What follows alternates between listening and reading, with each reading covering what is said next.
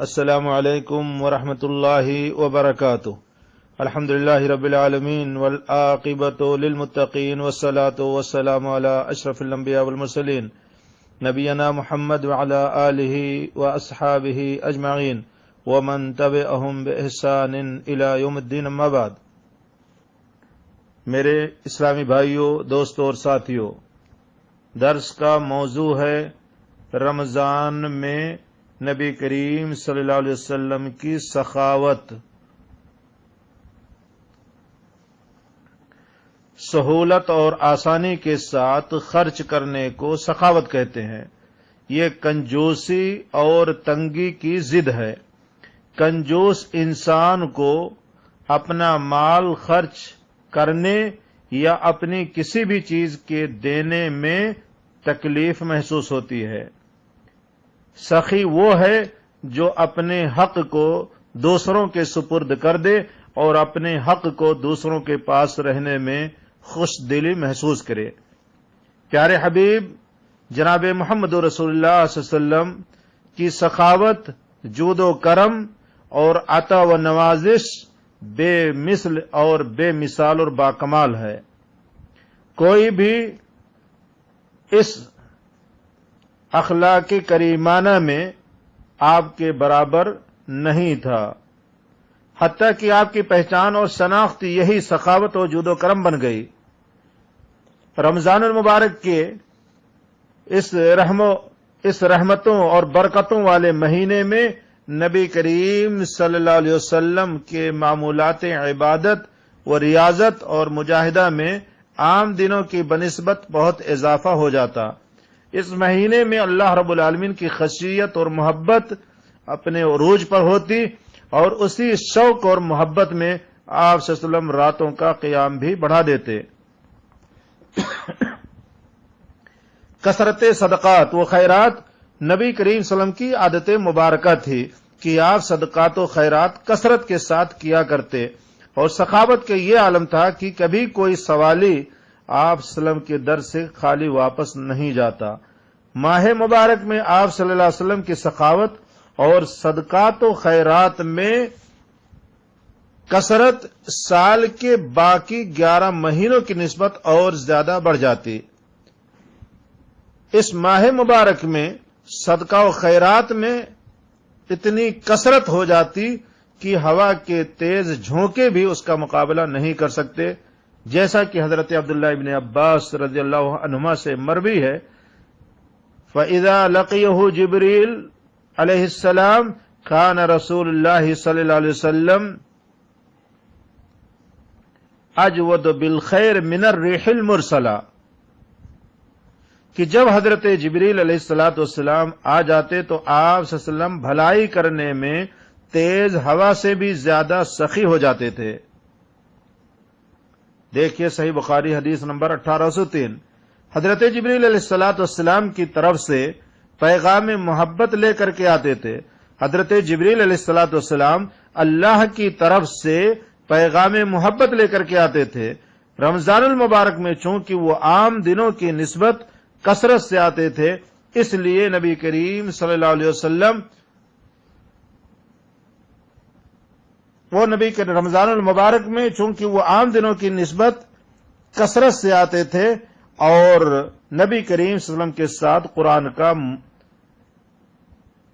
دور کرتے تھے، مدارسہ کرتے تھے، اور نبی کریم صلی اللہ علیہ وسلم ان کے آنے کی خوشی میں صدقہ خیرات بھی کثرت سے کرتے تھے۔ علامہ امام نووی رحمہ اللہ فرماتے ہیں کہ اس حدیث کے کئی فوائد ہیں۔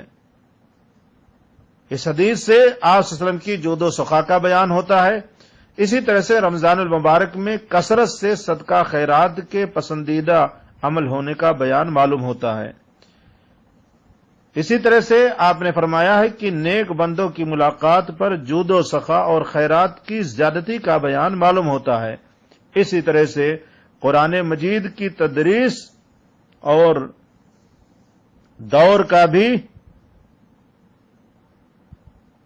عمل معلوم ہوتا ہے، اور ساتھ ہی ساتھ مدارس کے قیام کا جواز بھی معلوم ہوتا ہے۔ دیکھیے 90 شرح صحیح مسلم صفحہ نمبر 69۔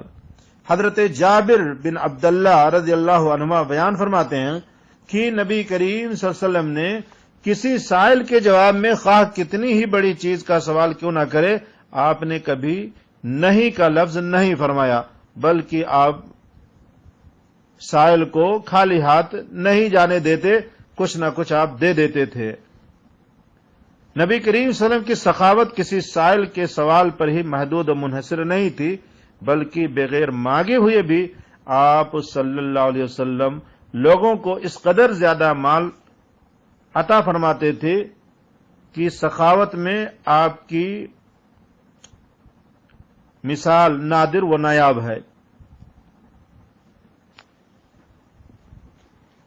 خلاصے کلام یہ ہوا کہ ہمیں نبی کریم صلی اللہ علیہ وسلم کے اتباع اور پیروی کرتے ہوئے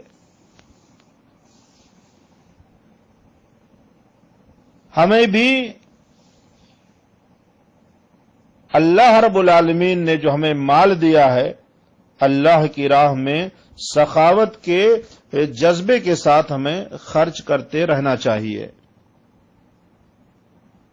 اور ہمیں اپنے عمل کو قرآن مجید کے اس حکم کے مطابق بنانا چاہیے۔ ارشاد باری تعالی ہے، اعوذ باللہ من الشیطان الرجیم، لن تنالوا البر حتی تنفقوا مما تحبون، تم ہرگز نیکی نہیں پا سکتے جب تک کہ تم اللہ کی راہ میں اپنی محبوب چیزوں میں سے خرچ نہ کرو۔ میرے بھائیو، ہمیں آپ صلی اللہ علیہ وسلم کی جود و سخاوت کو مد نظر رکھتے ہوئے، آپ کی اتباع اور پیروی کرتے ہوئے، ہمیں بھی اپنے عزیز و اقارب رشتہ داروں کے ساتھ صلہ رحمی کرنی چاہیے، ان میں سے حاجت مندوں کی مدد کرنی چاہیے، اپنے ضرورت مند دوستوں کے ساتھ وفا کرنی چاہیے اور ان کی جائز حاجات کو پورا کرنا چاہیے، معاشرے کے ناداروں اور مفلسوں پر خرچ کرنا چاہیے، بے سہاروں کا سہارا بننا چاہیے، یتیموں اور بیواؤں کے لیے ایک رحمت اور شفقت کا سائبہ بننا چاہیے۔ نبی کریم صلی اللہ علیہ وسلم سے محبت کا اولین تقاضا یہ ہے کہ ہم آپ کی صفات سے متصف ہونے کی کوشش کریں۔ اللہ رب العالمین سے دعا ہے کہ پروردگار ہمیں ہر خیر و بھلائی کے کام کو انجام دینے کی توفیق نصیب فرمائے، اور اللہ رب العالمین نے جو کچھ ہمیں دیا ہے فی سبیل اللہ خرچ کرنے کی اللہ رب العالمین ہم سب کو توفیق نصیب فرمائے۔ وآخر دعوانا ان الحمد للہ رب العالمین۔